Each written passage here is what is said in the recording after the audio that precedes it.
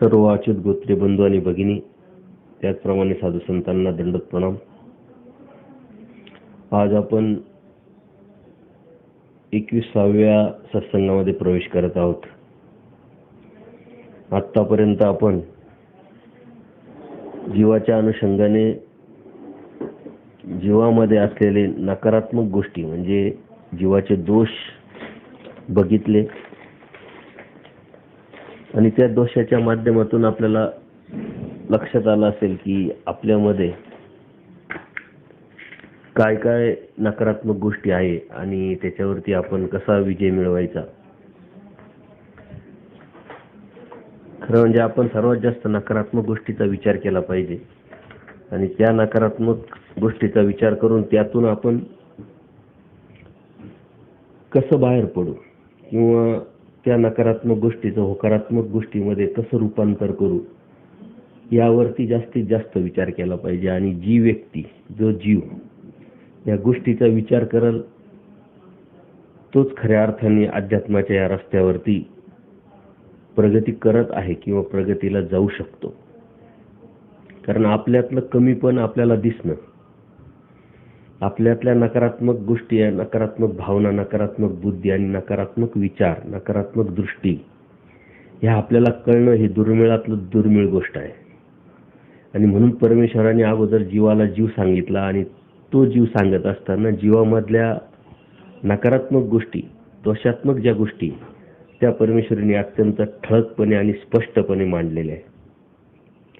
ह्या मांडत असताना आपल्याला त्या गोष्टीची जाणीव होणं अत्यंत गरजेचं आहे की आपल्यामध्ये ह्या नकारात्मक गोष्टी आहे. ते ज्याला समजेल, ज्याला जाणीव होईल तो मात्र त्याचा विचार करेल. आजकाल जीव हा विचारच करताना दिसत नाही आणि जो विचार करेल तो ही नकारात्मक गोष्टीचा विचार करतो. ही त्याची मूळ अवस्था आहे. आणि म्हणून या मूळ अवस्थेतून बाहेर पडण्यासाठी परमेश्वराने सांगितलेल्या या जीवामधल्या ज्या दोषात्मक गोष्टी आहे त्याचा आपण खूप विचार केला पाहिजे आणि त्यापासून आपण कसं बाहेर पडू, त्याच्यावरती आपण कसा विजय मिळवू, त्या नकारात्मक गोष्टीमध्ये होकारात्मक विचार कसे आणू, हीच खरी धार्मिकता आहे आणि हाच खरा अध्यात्म आहे. आपण देवपूजा करतो, देवपूजेच्या नावाखाली विधी करतो, श्रद्धा जोपत असताना अंधश्रद्धा जोपासतो, विधी करत असताना कर्मकांड करत असतो. खरं म्हणजे 99% लोकांमध्ये धार्मिकतेचा जो हा विचार आहे तो पक्का रुजलेला आहे की मंदिरात जाणे, पूजा वगैरे करणे, विधी करणे, कर्मकांड करणे हीच एक धार्मिकता आहे. ही अन्य लोकांमध्ये 100% दिसेल आपल्याला, परंतु आपल्याकडे ही टक्केवारी पण काही कमी नाही आहे. आणि म्हणून त्यातून बाहेर पडण्यासाठी अभ्यास हा अत्यंत गरजेचा आहे, ज्ञान हे अत्यंत गरजेचं आहे. आणि त्या ज्ञानाची सुरुवात ह्या जीवाला करायची असल्यामुळे जीवाने जीवापासून ती सुरुवात करणं हे अत्यंत गरजेचं आहे.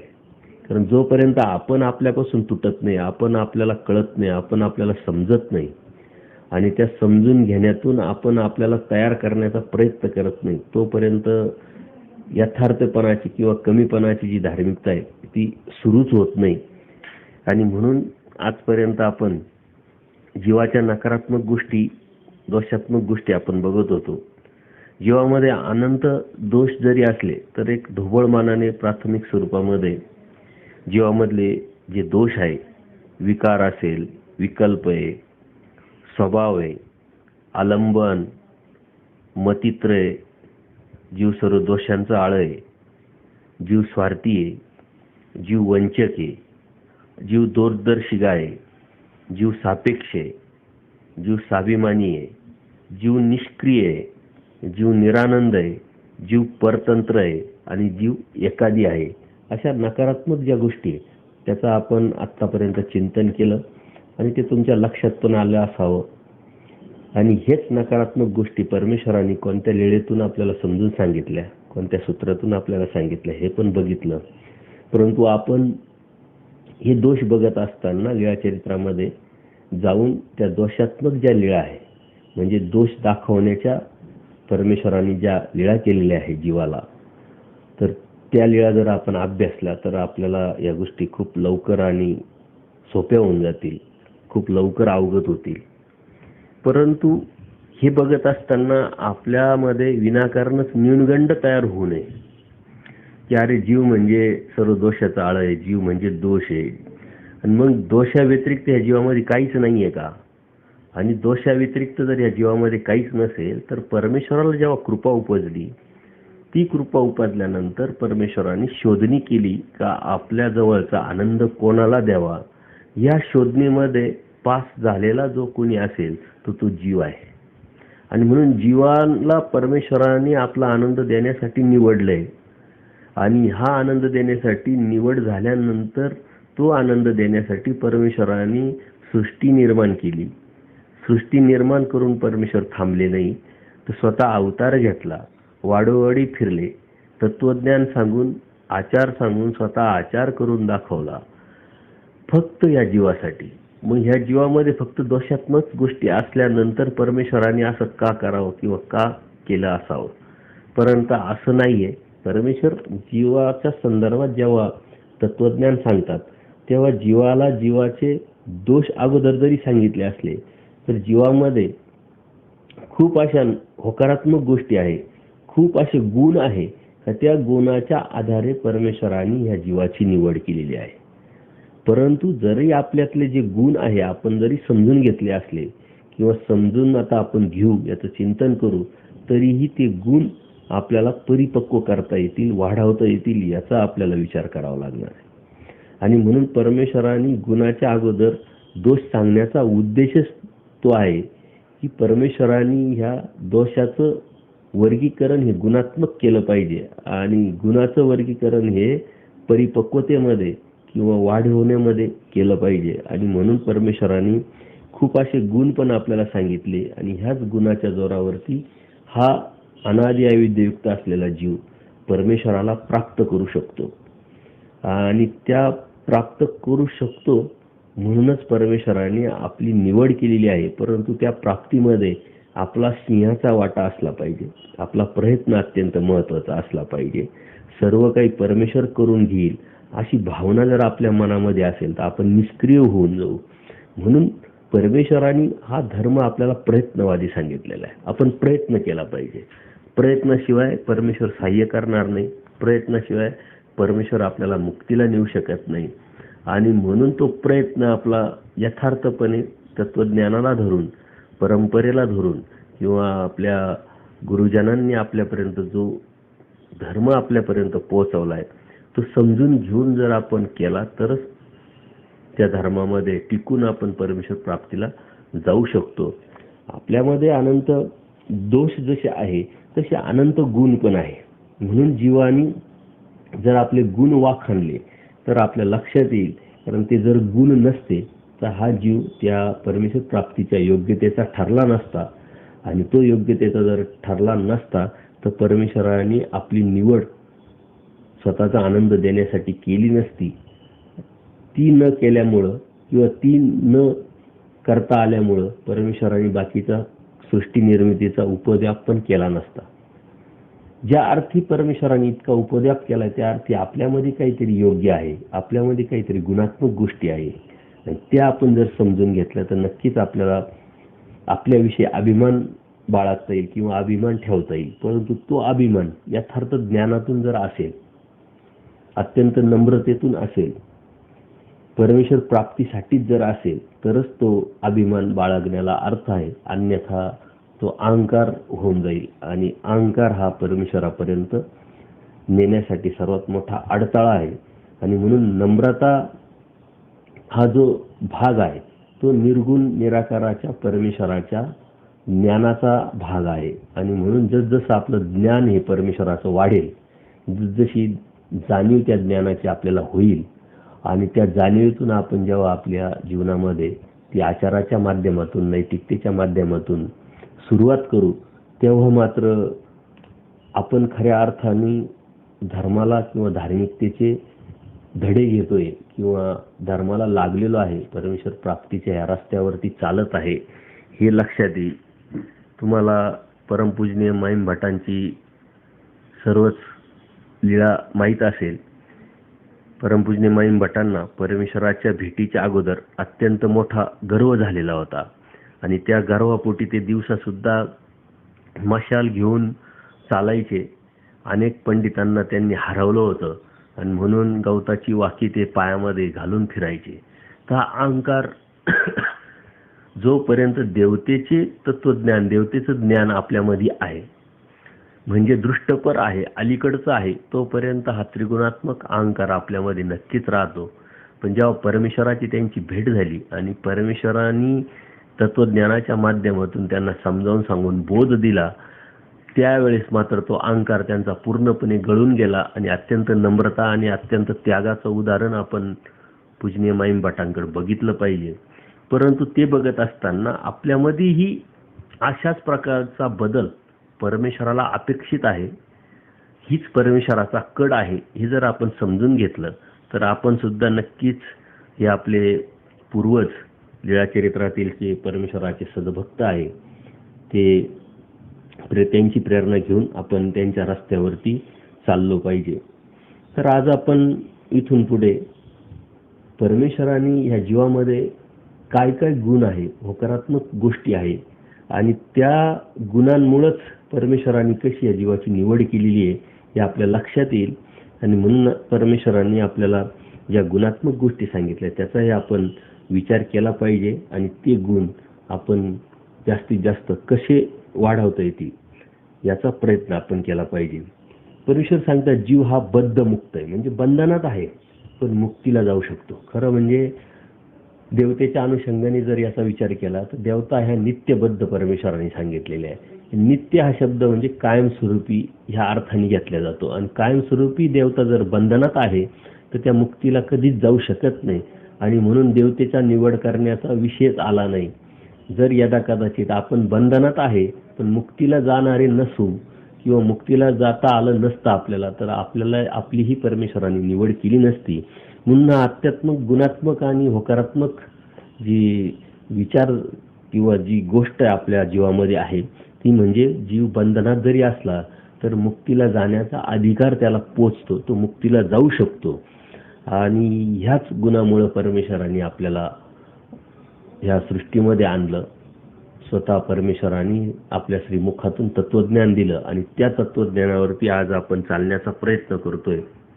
जर यदा कदाचित आपण मुक्तीला जाण्याचा अधिकार आपल्याला प्राप्त झाला नसता तर आज आपण ही जी वाटचाल धार्मिकतेची करतोय ती आपल्याला करता आली नसती आणि आपण करूही शकलो नसतो. पण अनादी काळापासून ही अनादी अविद्या जी आपल्याला चिकटलेली, त्यामुळं ह्या जीवामध्ये अविद्या असेल, अज्ञान असेल किंवा अधमतित्रय असतील, परत जीवत्व असेल, असे अनेक दोषांनी जीवस्वरूप जे आहे ते बद्ध झालेले म्हणजे बांधल्या गेलेले आहे. आणि त्यामुळं यातील अविद्या बंध हा सर्वात मुख्य व दृढ असा बंध असल्या कारणाने त्याच्याचमुळे जीवाला खरेखुरे बद्धत्व म्हणजे बंधनत्व आलेले आहे. परंतु केवळ जीव स्वरूप अविद्येने बद्ध जरी असले त्यापासून मुक्त होऊन कैवल्य बनून ईश्वर स्वरूपाच्या या आनंद भोगण्याच्या पात्रतेला मात्र त्याच्या ठिकाणी बद्धमुक्तता आहे. या होकारात्मक किंवा गुणात्मक गोष्टीमुळेच परमेश्वर आपल्याला हे तत्वज्ञान सांगतात, आपल्याकडून आचाराची विचाराची अपेक्षा करतात आणि ह्या जीवाने आपल्यामध्ये बदल घडवावा ही कड निर्माण करतात. परंतु हे आपण समजून घेतलं पाहिजे. बद्धमुक्त जीव हे विचारामध्ये 45व्या सूत्राच्या माध्यमातून परमेश्वराने आपल्याला सांगितलंय. हा बद्ध अवस्थेत त्याला एक परमेश्वरच काय मात्र तो मुक्त करू शकतो. त्यासाठी त्याने मात्र परमेश्वराची कृपा जोडली पाहिजे आणि ती जोडण्याची पात्रता मात्र जीव स्वरूपात अनादी काळापासूनच आहे. परंतु ती पात्रता फक्त ज्ञानाने, यथार्थ ज्ञानाने येऊ शकते. म्हणून ज्ञानाशिवाय ना परमेश्वर समजतो, ज्ञानाशिवाय ना परमेश्वर जाणवतो आणि ज्ञानाशिवाय ना परमेश्वर प्राप्त होतो. म्हणून ज्ञान हे अत्यंत महत्त्वाचं आपल्याला मुख्य साधन परमेश्वराने सांगितलेले आहे. परंतु त्या साधनाकडे आपलं दुर्लक्ष होऊन आपण इतर साधनांमध्ये ते साधन म्हणून जास्त वापरतो, परंतु त्यातच न अडकता तत्वज्ञानाच्या माध्यमातून, ज्ञानाच्या माध्यमातून आपण या मुख्य साधनाकडे बघितलं पाहिजे आणि ते घेतल्याशिवाय आपल्याला पुढे जाता येत नाही. खरं म्हणजे आपण ज्ञान हा जो विषय हा अगोदरही हाताळलेला आहे, परंतु ज्ञानाशिवाय भौतिक जगामध्ये पावलोपावली गरज पडते. ज्ञानाशिवाय या भौतिक जगामध्ये आपण काहीच करू शकत नाही. तर आध्यात्मिक जगामध्ये ज्ञानाव्यतिरिक्त आपल्याला काहीच भेटू शकत नाही, हे पण आपण लक्षात घेतलं पाहिजे. म्हणून ज्ञान आणि त्या ज्ञानाच्या माध्यमातून परमेश्वराचं हे जे तत्वज्ञान समजून त्या गोष्टीवर जर आपण गेलो तरच आपल्याला परमेश्वर प्राप्त होऊ शकतो. परंतु हे प्राप्त होण्याचं अधिकार, हे प्राप्त होण्याचं कारण म्हणजे जीव बंधनात जरी असला तरी तो मात्र मुक्तीला जाऊ शकतो. ही अत्यंत होकारात्मक विचारधारा आपल्यामध्ये निर्माण झाल्या कारणानेच आपण धार्मिकता करतोय. आपण बंधनात आहे हे आपण मान्य करतो, मान्य केलं पाहिजे. परंतु याचबरोबर आपण ह्या बंधनातून मुक्त होऊ शकतो, बंधनातून बाहेर पडू शकतो. ही होकारात्मक विचारधारा आपल्यामध्ये असल्या कारणानेच आपण धार्मिकता करतोय, ज्ञान मिळवतोय, आचाराच्या गोष्टी करतोय किंवा क्रियेच्या गोष्टी करतोय. यदा कदाचित मुक्तीला जाण्याचा अधिकार जर आपल्याला नसता तर आपण ह्या गोष्टी करू शकलो नसतो. केल्या असता तरी आपल्याला त्याचा कोणत्याही प्रकारचा उपयोग होत नाही. परंतु हे बंधनातून मुक्तीला जाण्याचा जरी त्याला अधिकार असला तर त्या जीवामध्ये अर्जकत्व म्हणजे कर्माद्वारे जोडणं ही सुद्धा गुणात्मक गोष्टी आहे. आपण कर्माने जोडत असतो, म्हणजे चांगलं असेल वाईट असेल कोणतंही, मग आपण ठरवायचं कोणतं जोडायचं आणि कोणतं वाढवायचं. त्या वाढवण्यातून आपलं फळ किंवा आपला परिणाम किंवा आपल्याला प्राप्ती होत असते. म्हणून अर्जकत्व हा अत्यंत महत्त्वाचा गुण या जीवामध्ये आहे. आणि ते अर्जकत्व म्हणजे आपल्याला संग्रह करण्याचं किंवा कर्मद्वारे जोडण्याचं जर योग्यता आपल्यामध्ये नसती तर आपण चांगली गोष्ट जोडू शकलो नसतो आणि चांगली गोष्ट जोडत जोडत परमेश्वर प्राप्तीपर्यंत किंवा परमेश्वरापर्यंत आपण पोहोचू शकलो नसतो. एखादी बरी वाईट जी बी गोष्ट असेल ती संपादन करणे, अर्जन करणे हा जीवस्वरूपीचा महत्त्वाचा धर्म आहे. विचाराच्या 211व्या सूत्रात परमेश्वराने जीव अर्जक ह्या सूत्रातून आपल्याला ही गोष्ट समजावण्याचा प्रयत्न केलेला आहे. जीवस्वरूपीचे हे अनेक दोष ज्याप्रमाणे अविद्याधार आहेत तसाच हा जीव अर्जकत्व जे आहे तसा हा नव्हे. म्हणून अविद्याच्छेद झाल्यानंतर देखील हा धर्म त्याच्या ठिकाणी कायमच असतो आणि म्हणून तो या अर्जनाद्वारे किंवा अर्जकत्वाद्वारे परमेश्वराचा आनंद सुद्धा उपभोगू शकतो. जर यदा कदाचित त्याला ते घेताच आलं नसतं, आपल्याला आपली ती कॅपॅसिटी नसते किंवा आपला तो अधिकार नसता तर आपल्याला त्याचा आस्वाद घेता आला नसता. अर्जन करणं म्हणजे लेपाधिकार जोडणे. अविद्याच्छेद होऊन जीव प्राप्तीला पोहोचला म्हणजे नवीन असल्याला काहीच जोडायचं नसतं. एक आनंद सोडून म्हणून आनंद जोडणे, उपभोगणे चालूच असल्या कारणाने त्याच्या त्याही ठिकाणी अर्जकत्व असतेच. याचा अर्थ तो यथार्थपणे स्वरूपगत आहे आणि ते जीवामधलं हे स्वरूपगत जे अर्जकत्व आहे तो अत्यंत खूप मोठा गुण आपल्या जीवामध्ये परमेश्वराने सांगितलेला आहे. आणि तो जो गुण जर आपण समजून घेतला तर तो त्या गुणाच्या माध्यमातून आपण भौतिक जगामध्ये कितीतरी संग्रह करतोय.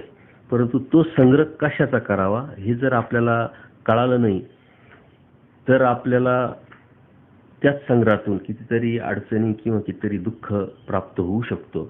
आणि म्हणून संग्रह करण्याची जी ताकद, अर्जकत्व करण्याची जी ताकद या जीवामध्ये जरी परमेश्वराने सांगितलेली आहे परंतु ती कोणती करावी, कसली करावी ही मात्र परमेश्वराने आपल्या तत्वज्ञानातून, अध्यात्मातून अत्यंत सुंदर अशी सांगितलेली असल्या कारणाने आपल्याला ती समजू शकते.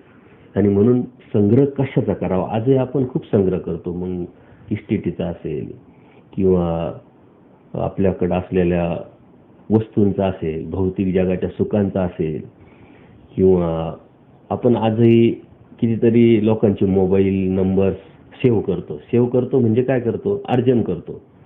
म्हणजे त्याचा संग्रह करतोय. म्हणजे जे गरजेचं आहे, जे उपयोगाचं आहे त्यावेळेस ते आपण वापरतो. तसंच अगदी आपण थेंबे थेंबे तळे साचे या म्हणीप्रमाणे परमेश्वराच्या तत्वज्ञानाचं अर्जन केलं पाहिजे.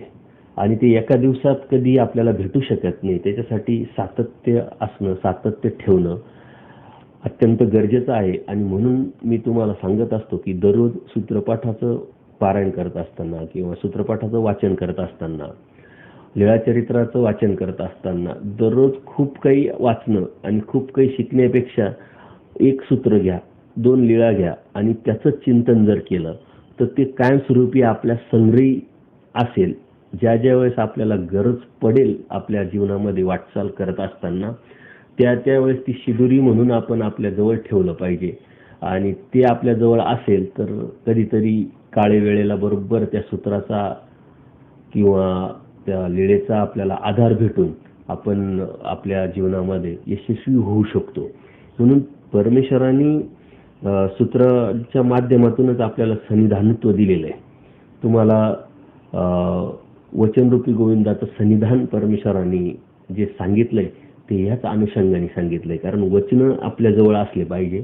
जर आपल्याजवळ आपण वचन ठेवले तर आपण परमेश्वराजवळ आहे किंवा परमेश्वर आपल्याजवळ आहे. आणि तेव्हाच आपल्या जीवनामध्ये आपल्याला या अध्यात्माचा जो प्रवास आहे तो अत्यंत शांततेने, दमदारपणे आणि होकारात्मक करता येईल. म्हणून आपल्याला दररोजचं अर्जकत्व परमेश्वराने जे दिलेलं आहे ते अत्यंत महत्त्वाचं आहे. फक्त यामध्ये आपण विचार केला पाहिजे की चांगलं कोणतं, वाईट कोणतं, योग्य कोणतं, अयोग्य कोणतं. ज्याचं तुम्ही अर्जन कराल ते तुम्हाला प्राप्त होईल. काही लोक व्यसनाधीन असतात, ते त्याचं अर्जन करतात, त्याचा संग्रह करतात. चुकीच्या विचारांचा संग्रह करणे, चुकीच्या संगतीचं लोकांचा संग्रह करणे, चुकीच्या कामाचा संग्रह करणे. तर ह्या ज्या गोष्टी आहे या योग्य आणि अयोग्य हे समजणं हे अध्यात्माचं खरं काम आहे. अध्यात्म आपल्याला दिशा देत असतं आणि आपलं टार्गेट किंवा आपलं जे ध्येय ते निश्चित करत असतं. आणि हे निश्चित करत असताना योग्य अयोग्याची जोड, योग्य अयोग्याची सांगड आपल्याला परमेश्वराच्या या तत्वज्ञानातून कळत असते किंवा कळाली पाहिजे. जर यदा कदाचित या तत्वज्ञानातून, या अभ्यासातून जर आपल्याला योग्य अयोग्याची सांगड घालता नाही आली आणि जर कळालं नाही तर आपल्या ह्या धार्मिकतेला किंवा आपल्या ह्या धर्माला कोणताही उपयोग राहू शकत नाही. कारण आपल्या अध्यात्माचं, आपल्या धर्माचं मूळ टार्गेट काय आहे की परमेश्वर प्राप्ती करणं. आणि त्या प्राप्तीच्या अनुषंगाने जे जे आपल्याकडे असायला पाहिजे ते आपल्या संग्रही जर असेल तरच ते आपल्याला ज्या वेळेस आपल्याला गरज पडेल त्यावेळेस त्याचा वापर करता येईल.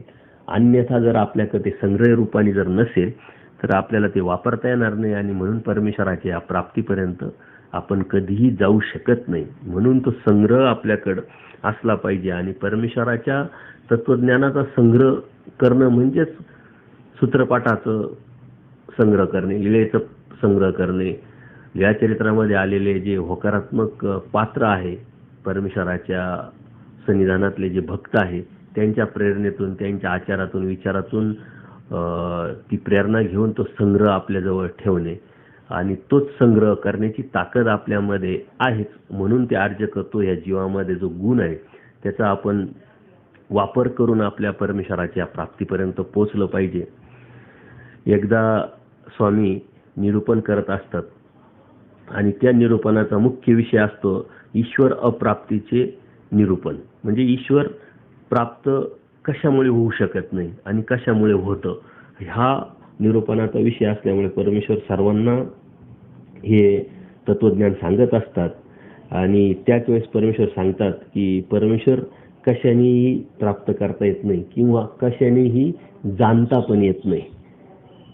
पण त्याच वेळेस महादाईसा असतात, महादाईसा विचारतात की सर्व काही तुम्ही आचार्यांनाच सांगतात, सकळे ज्ञान जे आहे आत्तापर्यंत तुम्ही सन्निधानात असताना फक्त आचार्यांना सांगताना आम्हाला दिसतं, तर आमच्याजवळ काहीच नाही, आम्ही काही जाणलेलंच नाहीये. अशी खंत किंवा अशी दुःख महादाईसा देवाकडे केल्यानंतर देव त्यांना प्रतिप्रश्न करतात, बाई तुम्ही 4 जे पदार्थ आहेत ते तुम्ही जाणता का म्हणे. तर त्या हो म्हटल्या. म्हणजे जर 4 पदार्थ जाणलेलं आहे तुम्हाला ते माहीत आहे तर त्याच्या व्यतिरिक्त काही जाणणंच नाही म्हणे बाई.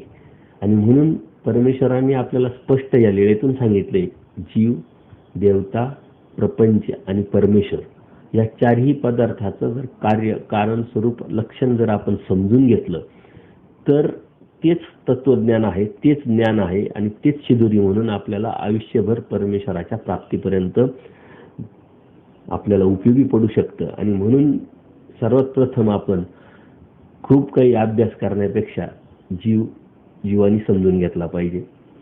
आपण पुढच्या अभ्यासक्रमामध्ये देवता वर्ग सुद्धा समजून घेणार आहे, प्रपंच सुद्धा समजून घेणार आहे आणि त्यानंतर परमेश्वर प्राप्तीच्या अनुषंगाने परमेश्वराकडूनच आपण समजून आणि जाणून पण घेणार आहे. तर महादाईसाला देव त्याच अनुषंगाने समजावतात का जर तुम्ही म्हणताय, महादाईसा देवाला विचारते की जर तुम्ही म्हणताय की या चारी पदार्थ जाणण्या व्यतिरिक्त काही जाणणं नाहीये तर ते कसं काय, आम्ही काही समजलो नाही. मग देव त्यांना सांगतात ईश्वर एक आहे असं तुम्ही जाणलं की नाही. तर महादाईसा म्हणतात हो, आम्हाला माहिती परमेश्वर एक आहे. मग देवता सुद्धा जाणता की नाही तुम्ही म्हणे. तर म्हणे हो, देवता पण जाणतो. जीव एक आहे म्हणे, जीव नावाचा सुद्धा एक पदार्थ आहे असं तुम्ही जाणता की नाही. महादाईसा म्हणतात हो, जाणते. आणि मग प्रपंच पण असा आहे हे पण तुम्ही जाणता की नाही. महादाईसाला देव प्रश्न विचारतात, ते पण जी जी म्हणून होकार देतात. आणि मग परमेश्वर म्हणतात की प्रपंच नाशिवंत ऐसे जाणा का, म्हणजे तुम्ही प्रपंच जाणतात पण तो नाशिवंत असं जाणलेला आहे की नाही. महादाईसा म्हणते हो, जाणलेला आहे. मग त्याचप्रमाणे परमेश्वर स्वतः महादाईसांना सांगतात जीव बंधनात आहे पण मुक्तीला जाणार आहे, म्हणजे जीव बद्ध मुक्त आहे, अविद्यात्मक ऐसे जाणा की. तर महादाईसा त्याही प्रश्नाला जी जी म्हणून उत्तर देतात की जीव बंधनात आहे, तो मुक्तीला जाणारा आहे, तो अनादि अविद्येने बंध जरी असला तरी तो मुक्तीला जाण्याचा अधिकार त्याच्यामध्ये आहे, हे मी जाणलेलं आहे. आणि मग देव लगेच त्यांना पुढचा प्रश्न विचारतात की देवता समळा नित्यबद्ध ऐसे जाणा की, सर्व सकळ ही ज्या देवता आहे त्या नित्य बंधनात आहे हे तुम्ही जाणता का. तर महादाईसा म्हणते हो, जाणते. मग परमेश्वर स्वतःकडे वळतात. या तिन्ही पदार्थ सांगितल्यानंतर ईश्वर केवळ नित्यमुक्त ऐसे जाणा की. तर महादाईसा त्वरित उत्तर देतात की हो, म्हणजे परमेश्वर स्पष्ट सांगतात की ईश्वर जे आहे, परमेश्वर जे आहे केवळ पण नित्य मुक्त आहे, ते कोणत्याही कशाच्याही बंधनात नाहीये. आणि सकळही प्रपंच पौंच भौतिक त्रिगुणात्मक असं जाणता की नाही असं विचारल्यानंतर ते हो हो म्हटले. आणि त्यानंतर परमेश्वराने प्रपंच अनित्य, जीव विषम, परमेश्वर सम, जीव आर्जक, देवता फळदाती, चैतन्य व्यापारते आणि परमेश्वर उद्धारिता, नित्यबद्ध देवता आणि बद्धमुक्त जीव, नित्यमुक्त परमेश्वर, या चारही पदार्थातलं नेमकं जो फरक आहे त्याचं वर्गीकरण महादाईसाच्या ह्या प्रश्नाला उत्तर देताना परमेश्वर सुंदरपणे सांगतात की एका ओळीत, एका सूत्रात, एका वचनामध्ये परमेश्वराने सांगून टाकलं का देवता ह्या नित्य बंधनात आहे, जीव हा बंधनात जरी असला तरी मुक्तीला जाणारा आहे आणि परमेश्वर मात्र नित्यमुक्त आहे. हे सांगितल्यानंतर ह्या देवतेच्या अनुषंगाने परमेश्वर महादाईसाला समजून सांगतात की ह्या देवता एकी उच्च असतात, एकी नीच्या असतात. जो उच्च देवता आहे त्या देवता नीचेचा व्यापार करून घेतात आणि ते व्यापुनी उच्च नीचेची व्यापुनी वरते म्हटले. देवता नीच्या उचेचे देखणे नाही, नीच उचेचे अस्तित्व जाणे. म्हणजे नीच देवता फक्त अस्तित्व रूपाने वरच्या देवतेला जाणतात, ते बघत नाही. आणि ज्या वरच्या देवता आहे त्यांच्या इच्छेनेच खालच्या देवतेचा व्यापार चालतो. अशा पद्धतीनं परमेश्वराने महादाईसाला समजून सांगितलं, त्यांच्या ते लक्षात आलं. आणि त्यानंतर परमेश्वर सांगतात की हे सांगत असताना अनंत ब्रह्मांडे आहे म्हटले. ह्या अनंत ब्रह्मांडामध्ये अनंत देवता आहे, अनंत जीव आहे आणि अनंत परमेश्वर आहे. ह्या अनंत परमेश्वर अनंत जीवासाठी सतत अखंडितपणे ह्या जीवाच्या मुक्तीसाठी कार्यरत राहतात, निरंतर राहतात. आणि हे निरंतर राहण्याचं कारण म्हणजे का ह्या जीवामध्ये बंधनातला जरी नकारात्मक भाव असला तरी तो मुक्तीला जाण्यासारखा आहे आणि तो मुक्तीला जाऊ शकतो. आणि म्हणूनच परमेश्वराने आपल्याला हे तत्वज्ञान सांगण्याचा घाट घातलेला आहे किंवा हे तत्वज्ञान वेळोवेळी प्रत्येक क्षणोक्षणी पावलोपावली आपल्याला कोणाच्या तरी माध्यमातून हे तत्वज्ञान परमेश्वर आपल्याला सांगतात. अर्जन किंवा कर्माद्वारे आपल्याला मिळवण्याची ताकद असल्यामुळेच आपल्याला हे अर्जन करता येतं, आपल्याला ऐकता येतं, ऐकल्यानंतर समजून घेता येतं आणि समजून घेतल्यानंतर मात्र ते आपण पुढं जाऊ शकतो. आणि हे अर्जकत्व जर आपल्यामध्ये नसेल तर संग्रह करण्याची ताकद आपल्यामध्ये राहिली नसती आणि ती संग्रह करण्याची ताकद आपल्यामध्ये न राहिल्यामुळं आपल्याला अनेक अडचणीला तोंड द्यावं लागलं असतं. आपण एखादी गोष्ट मिळवली असती परंतु अर्जकत्व आपल्यामध्ये नसतं तर ती आपल्यापासून परत आपल्या हातातून निसटली असती. आणि म्हणून आपण या गोष्टी समजून घेतल्या पाहिजे की आपल्यामध्ये भौतिक जगामध्ये संग्रह करण्याची खूप मोठी ताकद आहे. याचा अर्थ तो संग्रह करण्याची ताकद ही अध्यात्माची सुद्धा असली पाहिजे आणि आहे. परंतु आपण इकडूनचा संग्रह करण्याऐवजी इकडचा म्हणजेच प्रपंचातला किंवा भौतिक जगातला भौतिक सुखाचा करताना खूप दिसतो. परंतु सकळी संपत्ती असंपत्ती जीवाची परमेश्वर संपत्ती एका सूत्रातून परमेश्वराने ह्या प्रपंचाच्या या किंवा संपत्तीच्या बाबतीत फोलपणा संपत्तीचा फोलपणा आपल्याला समजून सांगितलेला आहे. परंतु ते जर आपण समजून नाही घेतलं तर या प्रपंचाच्या पाठीमागच भौतिक जगाच्या सुखाच्या संग्रहाच्या पाठीमागच लागू आपण आणि ते लागल्यामुळं परमेश्वर मात्र क्षणोक्षणी पावलोपावली आपल्यापासून दूर निघून जाईल यात शंका नाही. आणि म्हणून परमेश्वराला आपल्याला जर जवळ करायचं असेल, परमेश्वराच्या जवळ जर आपल्याला जायचं असेल आणि ह्या अध्यात्माच्या माध्यमातून हा आपला रस्ता जर आपल्याला प्रगतीपथावर न्यायचा असेल तर आपल्याला ह्या आपल्यामध्ये असलेल्या जे गुण आहे त्याचा खूप खुबीने आणि चांगला वापर आपण करून घेतला पाहिजे. कारण बंधनात जरी असला तर मुक्तीला जाणारा हा आशावाद परमेश्वराने आपल्यामध्ये जागवला आहे, ही प्रेरणा आपल्यामध्ये दिलेली आहे. आणि तो आशावाद घेऊनच आपण आपली दररोजची धार्मिकता किंवा स्मरण असेल, चिंतन असेल किंवा वचनाचा अभ्यास असेल आपण करत राहतो. तो आशावाद जर आपल्याकडे नसेल, तो आत्मविश्वास जर आपल्याकडे नसेल तर आपल्या अध्यात्माला कोणत्याही प्रकारचा उपयोग राहणार नाही किंवा कोणत्याही प्रकारचा अर्थ राहणार नाही. आणि म्हणून आशावाद दररोज आपण जागृत ठेवला पाहिजे की परमेश्वर आपल्याला प्राप्त करायचा आहे, परमेश्वर आपल्याला प्राप्त होऊ शकतो, परमेश्वर आपल्याला प्राप्तीला नेऊ शकतो. आणि त्या अनुषंगानेच आपण प्रयत्न जर होकारात्मक विचारांनी जर करत राहिलो तरच आपण परमेश्वरापर्यंत जाऊ शकतो. तो आत्मविश्वास आपल्यामध्ये आपल्याला सतत जिवंत ठेवू शकतो. किंवा ते जर विचारच आपल्या मनातले मेले की कोणी बघितलाय देव, कसा काय देव मिळेल, एवढं सोपं आहे का, ते भेटणं शक्यच नाही आजच्या जन्मात तरी, अशा नकारात्मक जर विचार आपल्यामध्ये आले तर आपला जो रस्ता आहे याचं जे चालणं आहे आपलं तर ते आपोआपच धीमं होऊन जाईल, हळूहळू होऊन जाईल आणि आपण एक वेळ उदासीनतेमध्ये जाऊ. आणि त्या उदासीनतेमध्ये जर आपण गेलो तर आपल्याला कोणत्याही प्रकारची प्रेरणा किंवा कोणत्याही प्रकारचं औषध आपल्याला वैचारिक जिवंतपणा निर्माण करू शकत नाही. आणि म्हणून परमेश्वराने ह्या जीवाला नकारात्मक किंवा दोषाच्या गोष्टी जरी सांगितल्या तर गुणात्मक गोष्टी सांगून आपला तो आशावाद जिवंत ठेवलेला आहे. तो विचारची दृष्टी जी आहे ती परमेश्वराची ध्येयावरती किंवा टार्गेटवरती खिळून राहण्यासाठी आणि आपल्याला ते टार्गेट आपली ती जे ध्येय ते स्पष्ट दिसावं म्हणून आपल्यामध्ये काय काय आहे ते आपल्याला समजून सांगितलंय. परंतु जे आपल्यामध्ये आहे त्याचा हा जीव कशा पद्धतीनं वापर करतो त्याच्यावरती परमेश्वर ही प्राप्ती ठरत असते. कारण परमेश्वराने ह्या जीवाला प्रत्येकाला त्याच्या त्याच्या योग्यतेनुसार बुद्धी दिलेली आहे, विचार करण्याची ताकद दिलेली आहे.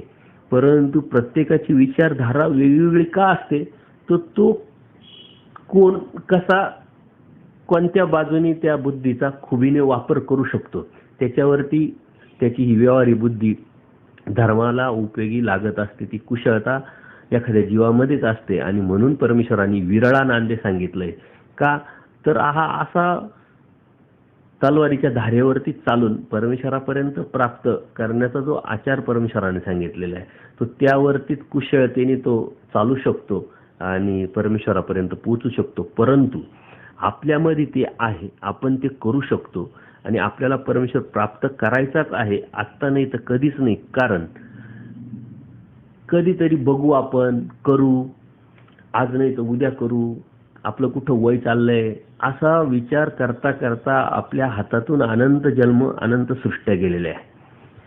पूजनीय माईन भटांना सुद्धा ज्यावेळेस बोध झाला आणि बोध झाल्यानंतर ते त्या पद्धतीने विचार करायला लागले की जीव, देवता, प्रपंच आणि परमेश्वर, तर आपण आता या संसारातून मुक्त व्हायला पाहिजे, निघालं पाहिजे, त्याग केला पाहिजे, तरच आपल्याला परमेश्वर प्राप्त होऊ शकतो. परंतु दुसरी बाजू किंवा दुसरं मन, त्यांचं अंतर्मन सांगत होतं की काही हरकत नाही, आता आपल्याला परमेश्वर कळाला आहे तर आपण कधीही परमेश्वराला प्राप्त करू शकतो. आजपर्यंत कळाला नव्हता, आज कळाला आहे, ही जमेची बाजू आहे. परंतु त्यांच्या लगेच बाह्य मनाने त्यांच्यावरती कडी केली आणि सांगितलं, तर ही वेळ आपल्या हातात नाही आहे, म्हणून आत्ता नाही तर कधीच नाही. म्हणून ते उठले आणि परमार्गाला लागले आणि परमार्गाला लागल्यानंतर त्याग करून परमेश्वराला प्राप्त करू शकले. खरं म्हणजे लीळाचरित्रामधले जे साधक आहे त्यांची विचार करण्याची पद्धत, त्यांची आचार करण्याची पद्धत, त्यांचे प्रश्न विचारण्याची पद्धत आणि त्या प्रश्नातून परमेश्वराने दिलेलं त्यांना जे उत्तर आहे, ही आपलीच परमेश्वराबरोबर अप्रत्यक्षरित्या चर्चा चालू आहे. ही जर आपण मनात ठाम जर केलं तर परमेश्वराने सांगितलेलं तत्वज्ञान हे आपल्याला सांगितलंय आणि आपल्याला ते समजावून सांगून आपल्याला मुक्तीचा दरवाजा खुला करतायत.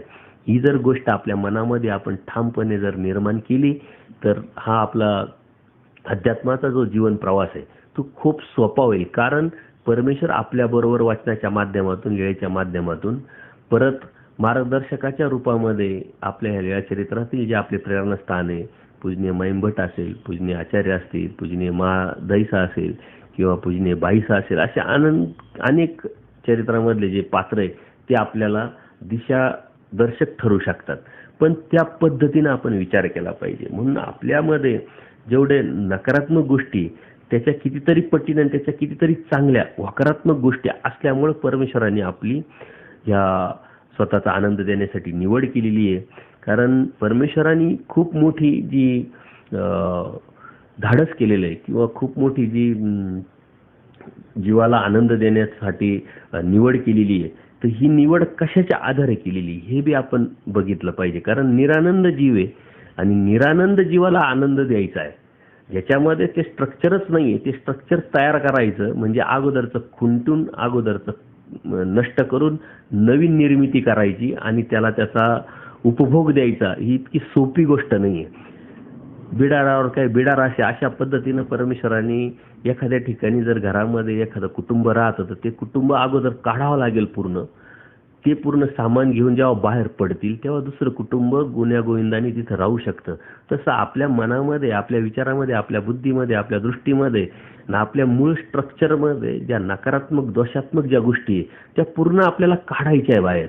काढायच्या आहे म्हणजे आपण खोडून तोडून ते फेकू शकत नाही. त्या सुप्त अवस्थेत आपल्याला न्यायचं आहे. त्यांचं जे कार्य आहे ते आपल्याला थांबवायचं आहे आणि त्याच्यावरती संयम ठेवून आपल्या गुणात्मक गोष्टीचं अधिराज्य गाजवायचं आहे. ज्यावेळेस गुणात्मक गोष्टी वाढतील तेव्हा आपोआपच त्यांचं प्राबल्य वाढेल आणि ते प्राबल्य वाढल्यामुळं त्या नकारात्मक गोष्टी आपोआपच सुप्त अवस्थेत जातील आणि तेव्हा मग खऱ्या अर्थाने परमेश्वराच्या परमार्गामध्ये आपण अध्यात्माला सुरुवात करतोय हा आपण विचार केला पाहिजे. कारण आपण या गोष्टीचा विचारच कधी केलेला नाही की आपल्यामध्ये काय आहे आणि काय नाही आहे.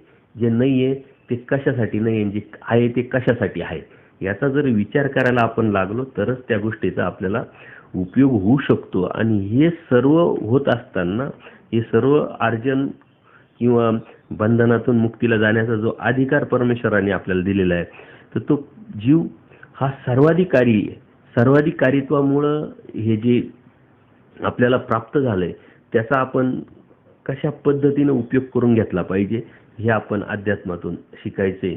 कोणतंही चांगलं आणि वाईट कर्म जोडून त्यातून आपले चांगले आणि वाईट करून घेण्याचा जो जीवाच्या स्वरूपी सर्वाधिकारीत्व आहे त्याचा जर खुबीनं आपण जर चांगल्या पद्धतीने जर विचार केला किंवा वापर करून घेतला तरच आपल्याला ह्या परमेश्वरापर्यंत प्राप्तीला जाऊ शकतो.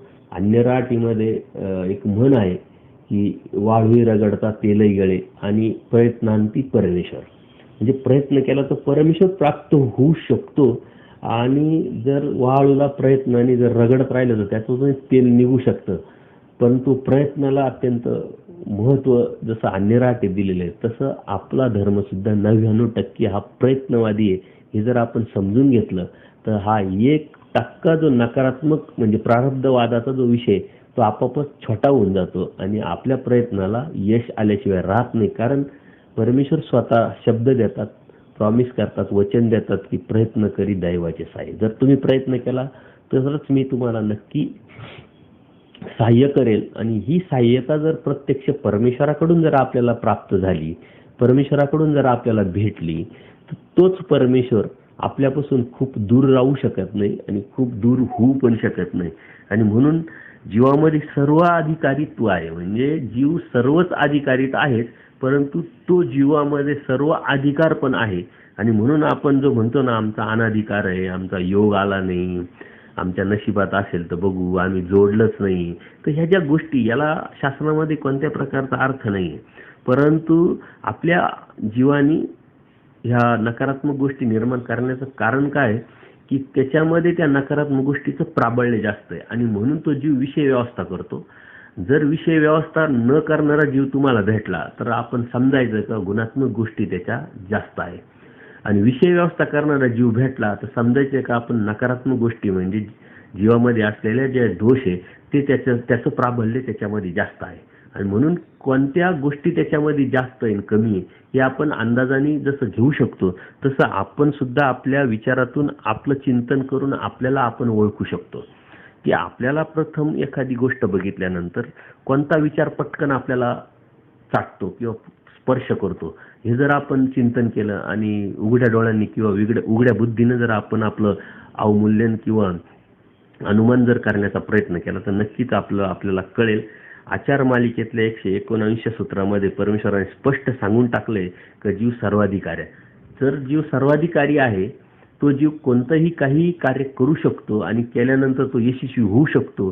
हे जर परमेश्वराने स्पष्ट जर आपल्याला सांगितलंय तर आपल्या मनामध्ये या गोष्टी येतातच कशा, की मी जोडलं नाहीये, माझे योगच नाहीये, माझ्या नशिबातच नाहीये. ह्या नकारात्मक गोष्टी येण्याचं कारण आपण खऱ्या अर्थाने आपला धर्म आपण समजून घेतलेला नाही आणि आपला प्रयत्न कुठेतरी कमी पडतोय. अप्रयत्नामुळं या नकारात्मक गोष्टी आपल्यामध्ये निर्माण होत असतात. म्हणून आपण ते एक म्हण आहे की कोल्ह्याला द्राक्ष आंबट.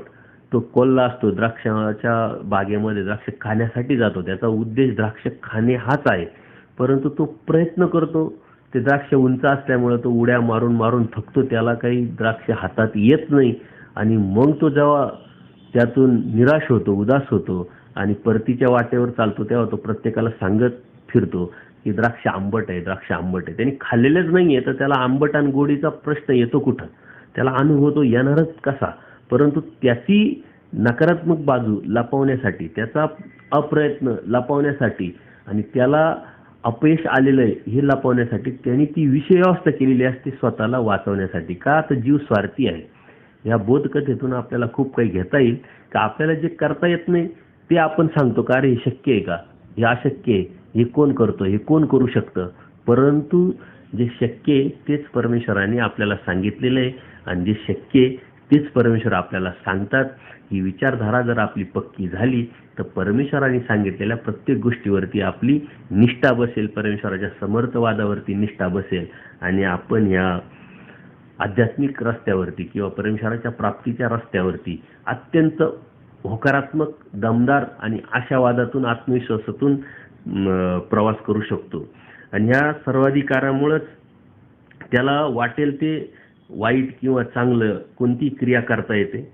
जीव स्वरूपात मुळातच एखाद्या कोवळ्या वाळकाप्रमाणे अगदी निर्दोष आहे. कारण जीवाची व्याख्या आपण बघितलेली आहे का केवळ नित्य अनादि अविद्य युक्त वस्तू एकूआती ते जीव शब्द बोलजे. म्हणजे परमेश्वराने ह्या जीवाची व्याख्या करत असताना पहिला शब्द जो वापरला केवळ.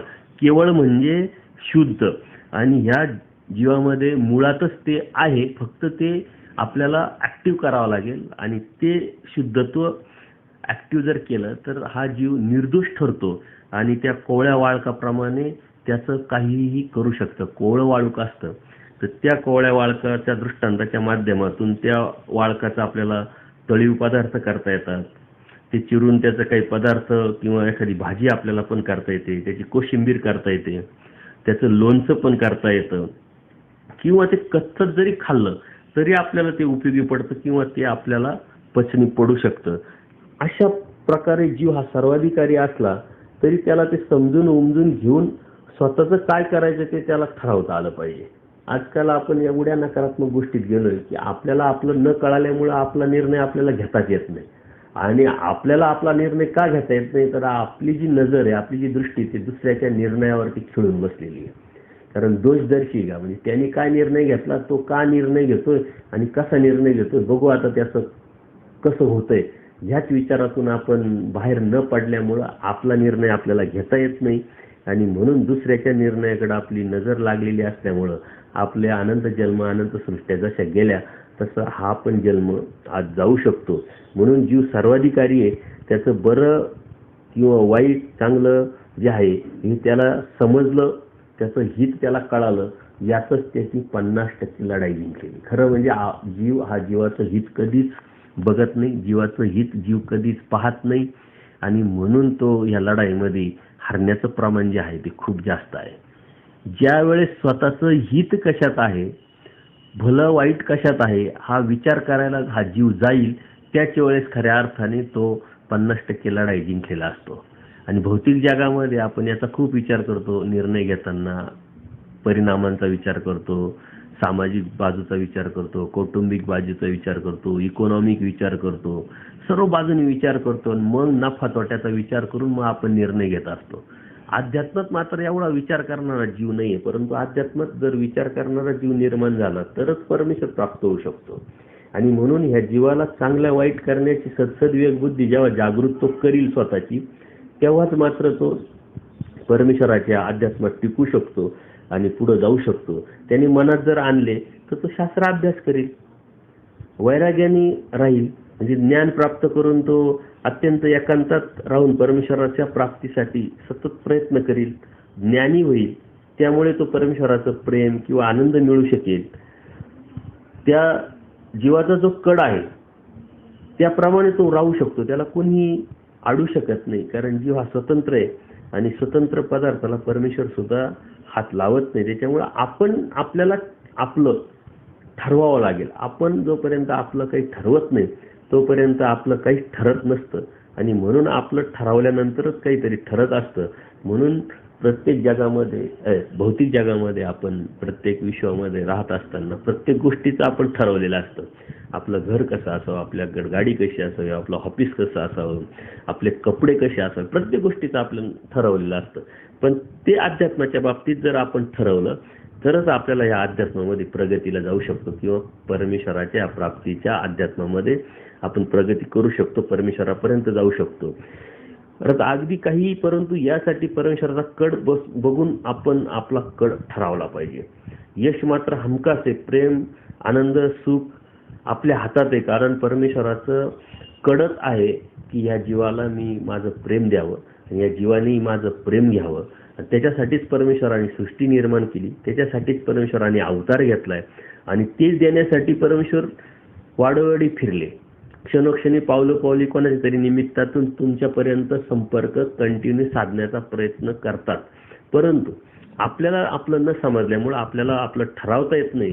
आणि म्हणून परमेश्वरचं जर कड कोणता आहे हा जर आपण ओळखला आणि त्याच कडेप्रमाणे राहायचा प्रयत्न केला किंवा त्याच कडेप्रमाणे आपण राहायचा सुरुवात केली तर नक्कीच आपलं हा जो प्रवास आहे तो खूप लवकर जवळचा आणि सुखकारक होऊ शकतो.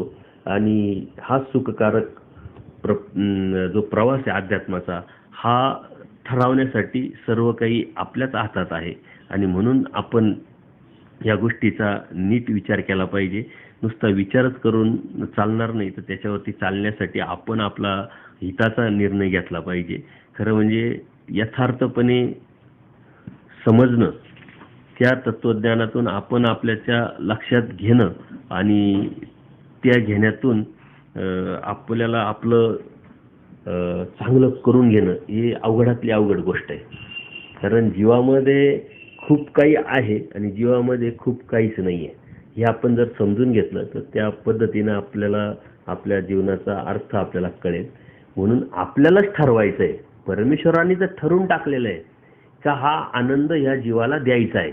आणि तो निरानंद जरी असला, हा जीव अनादि आयुष्ययुक्त जरी असला, त्याच्यामध्ये अनंत दोष जरी असले तरी परमेश्वराने निर्णय घेतला आहे आणि त्या निर्णयाची अंमलबजावणीला सुरुवात पण केलेली आहे.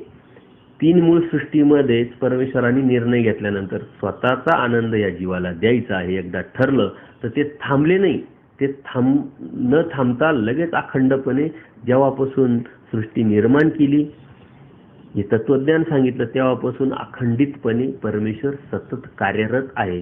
कार्याला येण्याचं काम आपलं आहे. पण परमेश्वर स्पष्ट सांगतात की जे बी मी करायचं ते करून ठेवलंय, आता जे करायचं बाकी आहे ते जीवाने ठेवलंय. आणि म्हणून आपल्याकडून आपलं करणं बाकी आहे. आणि आपण हा विचार केला पाहिजे की आपलं सर्व झालंय, आता फक्त एकच बाकी आहे आणि ते म्हणजे परमेश्वर प्राप्ती. आता सर्व जर झालंच आहे, तेवढंच बाकी आहे, तर त्याच्याकडेच लक्ष केंद्रित करून तेच कसं प्राप्त करता येईल आणि तेच आपल्याला कसं मिळवता येईल याचा विचार या जीवानी जेव्हा करायला सुरुवात करील तेव्हाच त्याला ह्या परमेश्वराच्या रस्त्यावरती सुख त्याला दिसतील, सुख भेटतील आणि सुखकारक त्याचा प्रवास होऊ शकतो. एकदा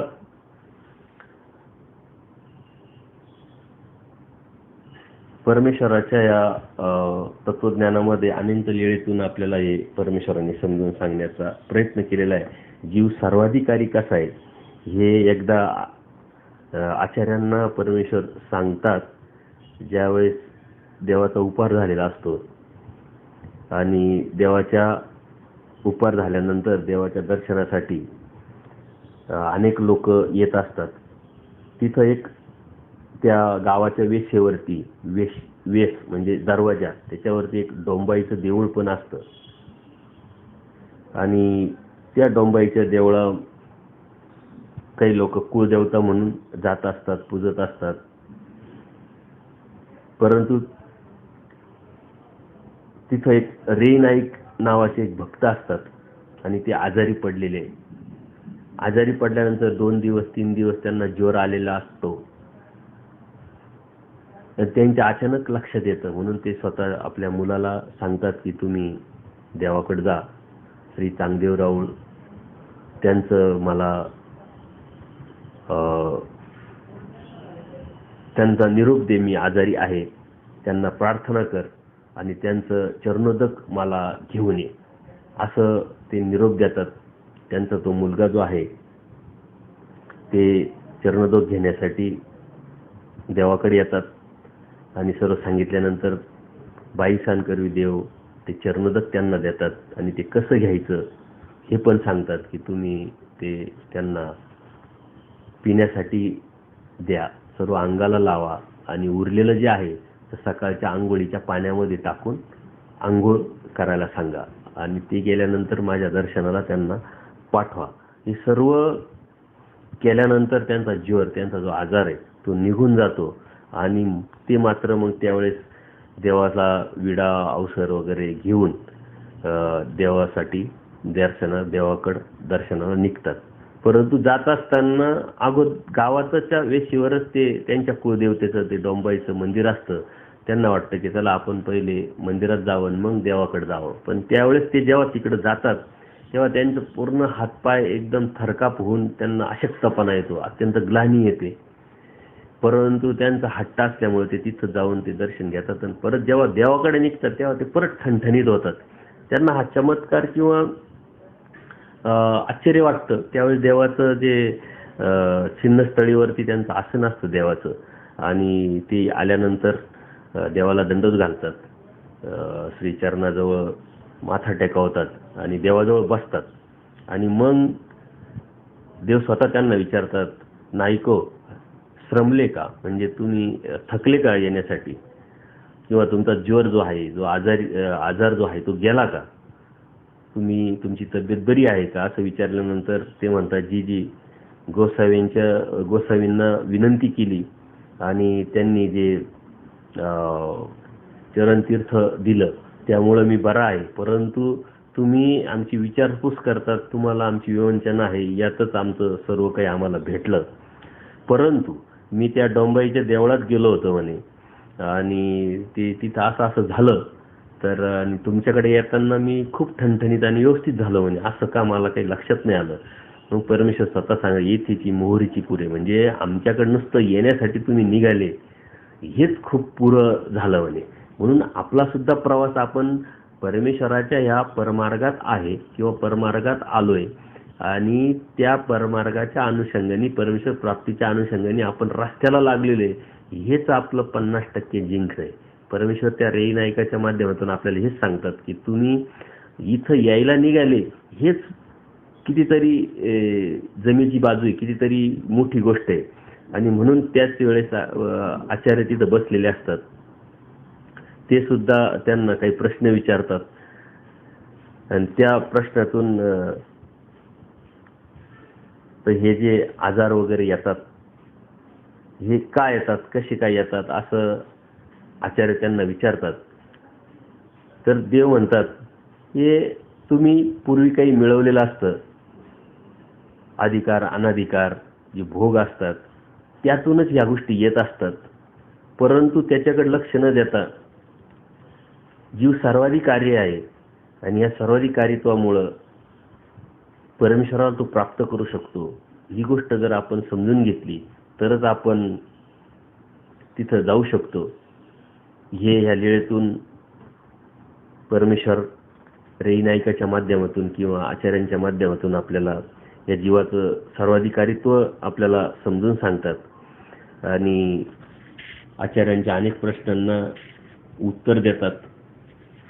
हे उत्तर आपल्यासाठी परमेश्वराने सांगितलेले, हे जर आपण समजून घेतलं तर हे खूप सोपं होऊन जाईल. आणि हे समजून घेतानाच आपल्या लक्षात पण येईल की परमेश्वराचा हा परमार्ग आपण कसा सांभाळतोय आणि कशा पद्धतीने सांभाळण्याचा प्रयत्न करतोय.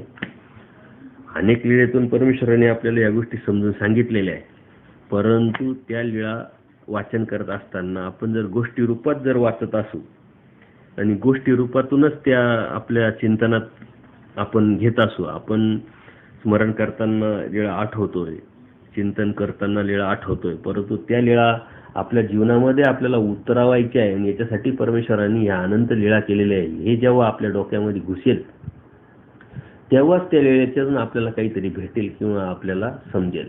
आणि संशोधनात्मक बाजूनी जर आपण परमेश्वरांनी या लीळेतून आपल्याला काय शिकवलंय, काय सांगितलंय किंवा काय दाखवलंय याचा जेव्हा विचार करू तेव्हाच आपल्याला त्यातून काहीतरी भेटू शकतं. गुही नायकांना सुद्धा परमेश्वराने असंच एकदा प्रसंगानुरूप शेकट्याला ज्यावेळेस देव होते त्यावेळेस ते दर्शनाला आले आणि दर्शनाबरोबरच ते देवाला विचारतात की जी या कर्माची गती कुठपर्यंत आहे म्हटले. देव म्हणतात, नायको कर्मवशे जीव सकळे पावे परंतु एक वाचून. परमेश्वर ह्या गुही नायकाला स्पष्ट उत्तर देतात की कर्माने सर्व भेटत असतं. मग आपलं मान पान पैसा अडका दुःख भोग आडी अडचणी हे सारे आपल्या कर्माने आपल्याला मिळत असतात. आणि पूर्वकर्मात आपण जर ते केलेलं नसेल तर आपल्याला ते कसं भेटणार. आपल्या ताटात जे आहे तेच आपल्याला खावं लागेल आणि आपल्या ताटात आलेलं आहे हे आपण निर्माण केलेलं आहे. म्हणून आपण जे निर्माण केलेलं आहे ते आपण मिळवलेलं आहे, म्हणून आपल्याला आलेलं आहे. हा विचार जेव्हा तुमचा पक्का होईल तेव्हा तुमची कोणाविषयी तक्रार राहणार नाही, कोणत्या अडचणी वाटणार नाही, कोणते संकट तुम्हाला संकट वाटणार नाही. आणि ते संकट हे आता संपणार आहे, हे संपल्यानंतर ते परत येणार नाही. आशावाद जेव्हा आपण जागृत करू तेव्हाच खऱ्या अर्थाने परमेश्वर मार्गाला आपण जाऊ. परंतु कर्माने परमेश्वर प्राप्त होत नाही, कर्माने परमेश्वर भेटत नाही, हे स्पष्ट या सूत्रातून परमेश्वराने सांगितलेलं आहे. आणि हे सूत्र अनेक ठिकाणी आलेलं आहे. कानाशीच्या ब्राह्मणाला सुद्धा परमेश्वर हे स्पष्ट सांगतात की सर्व काही तुला कर्माने भेटल परंतु परमेश्वर भेटणार नाही. आणि म्हणून परमेश्वर मिळवण्यासाठी प्रयत्न हा अत्यंत गरजेचा आहे आणि तो प्रयत्न हा यथार्थ ज्ञानाशिवाय होऊ शकत नाही. आणि तो यथार्थ ज्ञान घेण्याची ताकद, घेण्याचं संग्रह किंवा अर्जकत्व या जीवामध्ये मुळातच पहिल्यापासून आहे आणि म्हणून आपण ते घेऊ शकतो. जर आपण भौतिक जगामध्ये प्रत्येक गोष्ट मिळवण्याचा प्रयत्न करतो आणि तो मिळवतो पण, तर आध्यात्मिक जगामध्ये का मिळू शकत नाही याचा जर विचार केला तर परमेश्वर प्राप्तीचा जो आशावाद आहे तो आपला सतत जागृत राहील. एखादा जीव काय होऊ शकत नाही. एखाद्या जीवाने जर ठरवलं तर मला राष्ट्रपती व्हायचंय, मला आमदार व्हायचंय, खासदार व्हायचंय, किंवा एखादा IAS ऑफिसर व्हायचंय, एखादा मोठा व्यावसायिक व्हायचंय, काही पण त्यांनी जे बी वासना निर्माण केली, त्यांनी जे बी ठरवलं, त्या ठरवण्यावरती तो ठाम राहून जर प्रयत्नाला लागला तर तो नक्कीच ते मिळू शकतो. ज्या अर्थी भौतिक जगातलं मिळू शकतो त्या अर्थी तो परमेश्वर प्राप्तीला सुद्धा जाऊ शकतो, परमेश्वराला सुद्धा मिळू शकतो. जो परमेश्वराला मिळू शकतो तो मात्र काहीही मिळू शकतो. त्याच्यासाठी ते सर्वात गोष्ट गौणच आहे हे जर आपण समजून घेतलं तर या सर्वाधिकारीत्वाचा जो आज म्हणणं आहे किंवा सर्वाधिकारीत्वाचा जो विषय किंवा सर्वाधिकारीत्वाचा जो आशय परमेश्वराने आपल्याला जो सांगितला तो आपल्याला लक्षात येईल. म्हणून जीव सर्वाधिकारी असल्यामुळं आणि आपल्यामध्ये ते सर्वाधिकारीत्व असल्यामुळं आपण परमेश्वराला प्राप्त करू शकतो. आणि जर प्राप्त आपण करू शकतो त्या रस्त्याने आपण चाललेलो आहे त्याच्यात आपल्याला फक्त सातत्य ठेवायचं आहे, यथार्थ ज्ञानाचा प्रयत्न करायचा आहे आणि त्या प्रयत्नावरती सतत आरूढ होऊन परमेश्वर प्राप्तीचा रस्ता आपल्याला कापत राहायचा आहे. तर कधीही अशा विचारातून तुम्हाला नकारात्मक गोष्टी आल्या नाही पाहिजे की माझा अनाधिकार आहे, मी जोडलेलंच नाही आहे, मला मिळेल का नाही, ह्या शंकारूपी ज्या नकारात्मक भावना आहे त्या जोपर्यंत तुमच्या मनातून जात नाही तोपर्यंत परमेश्वर तुम्हाला स्पष्ट दिसणार नाही. जोपर्यंत परमेश्वर स्पष्ट दिसणार नाही तोपर्यंत परमेश्वराची प्राप्ती सुद्धा आपल्यापासून खूप खूप दूर आहे. आणि म्हणून परमेश्वराचं जे जाणणं आहे, परमेश्वराचं जे स्पष्टत्व आहे हे आपल्याला दिसण्यासाठी समजण्यासाठी सुरुवात मात्र आपल्यापासून करावं लागेल. म्हणून जिथं धर्म असतो त्या धर्मात अनेक गोष्टी असतात, परंतु परमेश्वराच्या मुखीच्या कोणत्या गोष्टी आहे, परमेश्वराने आपल्याला कोणत्या वेळेतून कोणत्या भक्तांकरी काय समजावलंय हे समजून घेणं गरजेचं आहे. अशा कितीतरी गोष्टी आहेत आणि त्याच्यामध्येच आज सोशल मीडियावरती किंवा आपल्या सर्व धर्मियांमध्ये खूप मतमतांतर निर्माण झालेलं आहे की श्रीमुखीच आहे का, हे नाही आहे का, मग देवानी असं कधी सांगितलंय, कशासाठी सांगितलंय. हे मतमतांतर होण्याचं कारण सुद्धा आहे की ज्या गोष्टी बाह्य जगात आपल्याला आज दिसतात तर त्या खरंच लिहाचरित्रात आहे का, सूत्रात आहे का, हे शोधणं हे आपलंच काम आहे. परंतु आपण ते न बघता आपण गृहीत धरतो प्रत्येक गोष्टीला आणि ते गृहीत धरणंच आपल्याला कितीतरी महागात किंवा कितीतरी घातक ठरू शकतं. म्हणून जसा आचार्यांनी विचार केला तर आत्ता कधीच नाही, आत्ता नाही तर कधीच नाही, म्हणून त्यांनी 60 भाज्यावरती त्याग सोडला, सर्व श्रीमंतीवरती त्याग केला आणि भिक्षेचं अन्न खायला सुरुवात केली. म्हणजे एवढा मोठा बदल आचार्यांनी करून घेतला, तेवढा मोठा बदल माईम भट्टांनी करून घेतला, तेवढाच मोठा बदल बाईसांनी करून घेतला. तो बदल परमेश्वराला आपल्याकडून अपेक्षित आहे आणि तो बदल जर आपण करू शकलो, या अवस्था जर आपण बदलू शकलो, आपली अनादि अविद्येची अवस्था, नकारात्मक विचाराची अवस्था, परमेश्वराच्या प्राप्तीच्या अनुषंगाने जे जे संग्रही परमेश्वराने आपल्याला करायला लावलं त्याची अवस्था जर आपण बदलत गेलो तरच आपण परमेश्वराला प्राप्त होऊ शकतो. बाईसा, आचार्य किंवा माईंभट हे सुद्धा जीवच होते, त्यांच्यामध्ये सुद्धा अनादि अविद्य होती, त्यांच्यामध्ये सुद्धा नकारात्मक गोष्टी होत्या, परंतु त्यांनी त्या बदलावल्या, त्या अवस्थेतून ते बाहेर पडले आणि त्या अवस्थेतून ते बाहेर पडल्यामुळेच परमेश्वराचं ज्ञान, परमेश्वराचं प्रेम त्यांना भेटलं. तर आपल्याला सुद्धा अवस्था बदलण्याची जी ताकद परमेश्वराने सर्वाधिकारीत्वामुळे दिलेली आहे ती जर आपण निर्माण केली आणि ती ताकद आपण जास्तीत जास्त अध्यात्माच्या अनुषंगाने जर वापरली तर नक्कीच परमेश्वर आपल्याला प्राप्त झाल्याशिवाय राहत नाही. परंतु ही वासना तयार होणं, तो विचार तयार होणं, तो विचार जिवंत ठेवण्यासाठी यथार्थ ज्ञान घेणं आणि ते यथार्थ ज्ञान घेतल्यानंतर त्याच्यावरती सातत्य ठेवून ते सतत परमेश्वर प्राप्तीपर्यंत आपल्याला आपल्याबरोबर ठेवणं, तेच आपलं मूळ कर्तव्य आहे आणि तेच आपल्या जीवनाचा मूळ उद्दिष्ट आहे. हे आपण लक्षात घेतलं पाहिजे. आजच्या सत्संगामध्ये आपण जीवाच्या होकारात्मक बाजूनी सुरुवात केलेली आहे. अशा कितीतरी होकारात्मक गोष्टी आपल्यामध्ये, गुणात्मक गोष्टी आपल्यामध्ये आहे, त्या आपण पुढं जाऊन बघत, पुढं जाऊन पाहत राहणार आहे आणि त्याचा आपण विचार पण करणार आहे, त्याचं चिंतन पण करणार आहे. या मागील सत्संगाच्या माध्यमातून अनेक लोकांनी प्रतिक्रिया व्यक्त केल्या आणि बऱ्याच लोकांनी त्याच्या खूप पॉझिटिव्ह प्रतिक्रिया दिल्या. तर ह्या पॉझिटिव्ह प्रतिक्रिया देतात हे तुम्ही खूप चांगलं करतात, कारण तुमची ती विचारधारा पॉझिटिव्ह झालेली, म्हणून पॉझिटिव्ह विचारधारा निर्माण झाल्यामुळं प्रतिक्रिया तशाच देतात. परंतु त्याचं चिंतन करणं, आणि ते चिंतन आपल्यामध्ये उतरवणं आणि ते उतरण्यातून आपलं स्वतःचं हित पाहून आपल्या हितासाठी झटणं हे खरं अध्यात्म आहे. आणि ते अध्यात्म आपल्याला समजून घ्यायचं किंवा आपण समजून घेतोय हेच लक्षात ठेवा. दंडोत प्रणाम, दंडोत प्रणाम.